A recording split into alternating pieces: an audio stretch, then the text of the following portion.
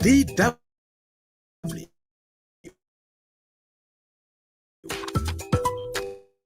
African nation searching for healing. 30 years into democracy, millions remain trapped in poverty, while unemployment has climbed above 30%. Some families lock themselves behind gates each night, fearful of crime. Inequality between black and white South Africans is still amongst the starkest in the world. And politics, once the hope of liberation, feels increasingly divisive and fragile. The country's leader, Cyril Ramaphosa, says it is time for the Mzansi nation to sit together, talk together, confront realities openly, and dream together in what he calls a national dialogue. But will this be the moment that unites a divided nation? Or is this just another expensive talk shop? That is what we want to find out. My name is Jojo Kachi, and you're welcome to Africa Link, the podcast connecting you to stories that matter. Africa Link, every weekday here on DW. South Africa's national dialogue is currently on course at the grassroots level. President Ramaphosa has framed it as a people-led process to tackle deep-rooted issues from poverty and unemployment to crime and land reform. Let's listen in to what he said while launching the months-long soul-searching initiative. We are meeting at a time of profound challenges that confront our country and our people. Inequality that besets our people and a crisis of confidence in our institutions. We also meet at a time when the world is rapidly changing and our own ability to adapt and renew ourselves will define the next generation. However, not everyone shares this optimism. The Democratic Alliance, South Africa's second largest party, has boycotted the dialogue, deeming it meaningless and a waste of taxpayers' money. Even former President Thabo Mbeki and several civil society groups have withdrawn, citing rushed and poor planning. Outspoken opposition leader Julius Malema has also voiced his skepticism. We don't support this convention. We don't support the national dialogue. We know the demands of our people. We cannot spend 700 million of the money that we don't have. Our people need services. They don't want the talks. They are tired of talking. Now, to get deep into this widely criticized soul-searching initiative, I'm joined by Reverend Soitwaho Navutalu, spokesperson for the National Dialogue, and our correspondent, Thuso Kumalo. And well, Thuso, let me start with you. From your reporting, how are South Africans embracing the initiative? It's 50-50, but the mood has been that of appreciating to the government. I mean, it's very rare to have a government, especially in Africa, that says, please give us your views. We've been trying to better your lives, but it seems we have not been able to give us your views. How far have we gone? Where are we lacking? What do you want us to do better? So there's excitement on that level to say it's a government that listens to people who are saying, no, we are suffering. There are issues that we need solved. And the government coming to people saying, okay, I'm giving you a chance, say them out and let's solve them together. But on the other side, of course, we've got other people that have said, no, we know our problems. These problems that you want us to discuss in the dialogues are known. Why not concentrate on finding the solutions to them? So this is a 50-50. There are some people that are in full support having this chance, but there are some that are saying, no, let's put more money on finding solutions to these problems instead of repeating them, going to listen to them, and we are back to square one again, trying to solve them. Reverend Nevutalu, we have some in support and others who don't. I want you to pick it up from the comments we've heard from the Economic Freedom Fighters Party leader, Julius Malema. Our people need services. They don't want talks. They are tired of talks. What do you say about that? I would say that the most important opinion should not be, for instance, from politicians or political parties. It should be from ordinary citizens. The ordinary citizens, at the moment, they have expressed the view that it is time for them to dialogue on issues and unite their voices in shaping this particular country. It has not been done before in this fashion, but it is important that the challenges that we meet now have not been there 30 years before. They were not there. They were not there. Some of them during the drafting of the Constitution. They were not there during the drafting of the Freedom Charter in the late 50s. And we don't have a vision for our country. But Reverend, I'm surprised you are writing off the importance of politicians in this process, yet you term it inclusive. So what do you say to skeptics who see this as just another talk shop with no real impact on the lives of ordinary South Africans? I have been saying, and I repeat it, skeptics don't build anything, because skeptics means they criticize what others are building. This is meant for nation building. If people love their country and they are critical of a process which is not doing harm to the country, then maybe they should, if they don't want to participate, they should just stay out of it and observe and give a chance to those citizens who think that they can get something good for the country out of this dialogue. Skeptics have never built anything. You can show me anything that was built by a skeptic. So the Reverend is saying skeptics have never built anything. But one major sticking point has been key political entities like Democratic Alliance pulling out. How significant is their absence? The absence of any grouping in a national discussion is very significant. Is very significant in the way that if you look at the political parties that have pulled out, we've got the Democratic Alliance that pulled out. This is the second largest party in the country. This is the second biggest partner in the unit government, and they've got a constituency. So imagine if that constituency is not taking part in this very crucial discussion, the results are going to be contested in terms of they are not going to serve the interests of everyone. Let's talk about the economic freedom fighters. They are also a very large large support base. I mean, we talk about the legacy organizations that have pulled out. They've got constituencies that they are supporting. I mean, we're talking about one led by former President Thabo Mbeki. Of course, they are going to take part. The difference between the political parties and the organizations is that the legacy organizations are still part of the national dialogue, while these political parties have said they are out. But then the problem is that once you leave them in this planning stage, which was the national convention, the issues that are put on the table, they're also going to be contested even by the legacy organizations that are going to take part in the broader dialogue. So you needed to have all these groupings together, to have one mind, to have one focus, to have the same issues, so that as South Africans try to solve the issues that are facing the nation currently, we are able to pull together, people are able to focus on the same direction. But already, because of these back and forth and these disagreements, you may find that some issues will remain contentious even at the conclusion of the process. Reverend, doesn't that concern you? Imagine going through this process for a whole year, only for it to be contested by those who you didn't see their significance to participate. You see, we are saying this is a citizens-led dialogue. No particular political leader or party owns citizens, such that you can't assume that just because the Democratic Alliance has pulled out, people who voted for the Democratic Alliance will not participate in a nation-building exercise as citizens. You can't make that assumption.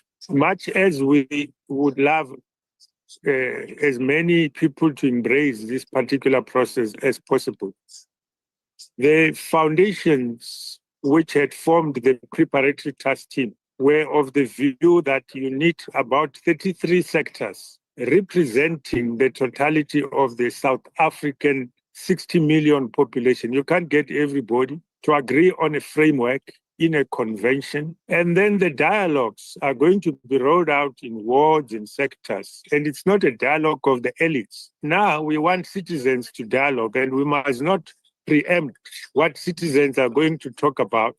It's a platform, it's a framework for them to be able to discuss about the future South Africa that they would like to want. Well, that's fair enough. We cannot preempt, and neither can we make assumptions that if political leaders are not participating, their supporters would follow suit. But political entities are central to this process, Reverend. Why not propose a buy-in for them to join hands in this process? Political entities as a sector are there, by the way. Which ones? UDMs, your ANCs, which is the biggest political party in the country. As far as I know, there are only now 3 political parties which have expressed a view that they are not going to participate. The rest of them are there. We need the people's interest to be projected right at the forefront by no one other than the citizens themselves. Well, for the interest of time, let's not belabor on that point. You've made your case, Reverend. But let's talk about the money involved in the National Dialogue budget. 700 million rands, that is over 30 million euros. Surely, Reverend, this is too much. A Kenyan Gen Z listening now would tell you on your face. It's quite unfortunate. I mean, 700 million is branded around all the time. There was never a budget of 700 million. Never, really. There was a draft budget which was done by the preparatory task team, including the foundations, given to the government, which was around 700 million, which the government did not accept. And also, in terms of the conceptualization of the rollout, the government will only be called upon to cover 60% of the expenses. The rest of the money, in money and in kind. In fact, civil society have already put in a lot of contribution in terms of resources into the whole process now, in terms of people who are volunteering, and they will continue to do so. The other people like the churches will contribute their buildings where the dialogues are going to take place. You might have heard that, for instance, the convention itself, the line item on the budget in terms of the convention was around 5 million rand. We paid nothing because one of the big institutions with facilities, the University of South Africa, offered their facilities free of charge. So already there are South Africans who are making huge contributions. Then you have got an NGO that is called Kagiso Trust, which contributed already 2 million rand for the development of the app and to pay part of the communications. And that is going to continue. Even though we explained to the media, there is something interesting that there is never a budget of 700 million. The media would not be, extricated from that 700 million figure. They kept on repeating it again and again and again. Yeah, well, Reverend, I'm glad Thuso is here. Thuso, the Reverend says that this issue of budget is not as we've been reporting. Yeah, as the Reverend has stated, it's not only the media, even South Africans, no matter how much they, as the leaders of the dialogue, they explain, the people keep on saying, there is money that's going to be used and that money is too much. But I think the other worry that comes from a lot of South Africans, the country is facing quite high levels of corruption. So when such money is branded around for a process that some people have still not bought in, there's this worry again that, is it going to be used properly? Is it the best way to use this money? So those questions keep on coming. And the other reason why they keep on coming is because the budget has not been finalized. From political parties, they've been saying, where exactly is this money coming from? Of course, the Reverend has rightly said it, a lot of donations have come forth even at the convention and even during this process. But the bulk of the money is supposed to come from somewhere. And people asking questions, which services are going to be cut? Where exactly is it the presidency putting out that amount? Where is it taking it from? What was it for? So I think those questions will keep on coming until we get to a level where there's finality in terms of that budget, where it is coming from, how it is going to be accounted for, and of course, by the end of the day, what is it going to achieve? Reverend Thuso is hammering on matters transparency. and accountability. I even heard the President Ramaphosa admitting that there is a crisis of confidence in the country's institutions, how things are run. So I hope you understand where some South Africans are coming from. The concerns of the people on the money and on the budget is most welcome, and it should stay there. They must not drop the ball. It is their money, after all. And it should not only be on the dialogue itself, it should be on any expenditure of government. They should keep officials and people responsible on their toes and make sure that there is accountability. The dialogue itself is true. The country is bleeding from corruption. And that's part of some of the things which are coming out, even before we begin with the dialogue. But as to the question of where the money is going to come from, I think the government has said they will be able to find the money. And some of the places they find the money is that there are dialogues already taking place in a fragmented fashion within various. The national parliament has got their own dialogues, the provinces, and the national governments have their own imbizos that are taking place. You have got a program of national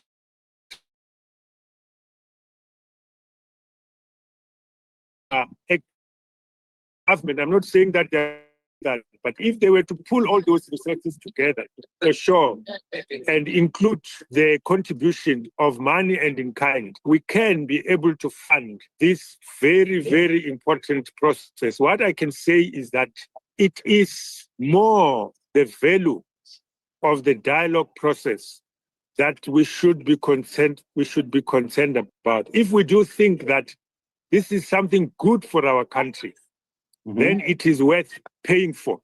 It is worth the investment. Okay, so what concrete steps are being suggested so far to ensure the dialogue produces solutions and not just words on paper? The end result of this dialogue is going to be captured in a social compact document. Let's call it a document. Something like, if you have heard of, I don't know whether you have anything similar in Ghana, like what we call the Freedom Charter. So in South Africa, we are accustomed to national dialogues, which produces something similar, like the Freedom way back in the late 50s, 56. People dialogued, gathered in a convention, and they emerged with a very valuable a vision of our country called the Freedom Charter. We have never had a national dialogue which produced nothing. And everything that has been produced by dialogues in this country has been most valuable. So this is an opportunity for us again to produce a vision for our country, similar to the Freedom Charter. But many of the challenges that we are going through as a country were not there during the time that our forefathers were crafting the Freedom Charter. So we do need to actually have another Freedom Charter, if I could call, for our country. That is going to be a light to shine on our country for the next 30 years or so. And it's going to inspire us and our children to actually have a better country, much better than what we have at the moment. Thuso, beyond the politics, what do South Africans themselves want to see on the agenda, those who are supporting the national dialogue? Which issues come up and again in your conversations on the ground? Topical in the issues is the economy that has created unemployment. As it stands now, we've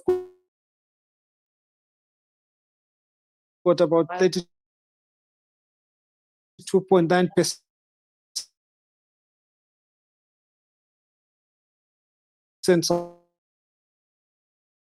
South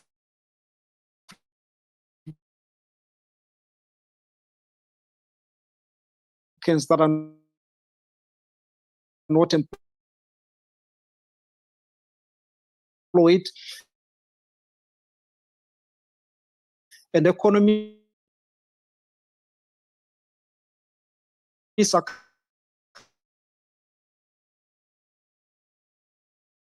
accounting the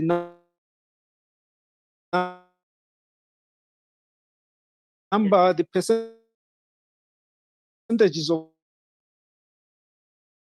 youth that are unemployed up to 60%. So that's a worry. We've got a lot of people that are saying the future, as long as the economy is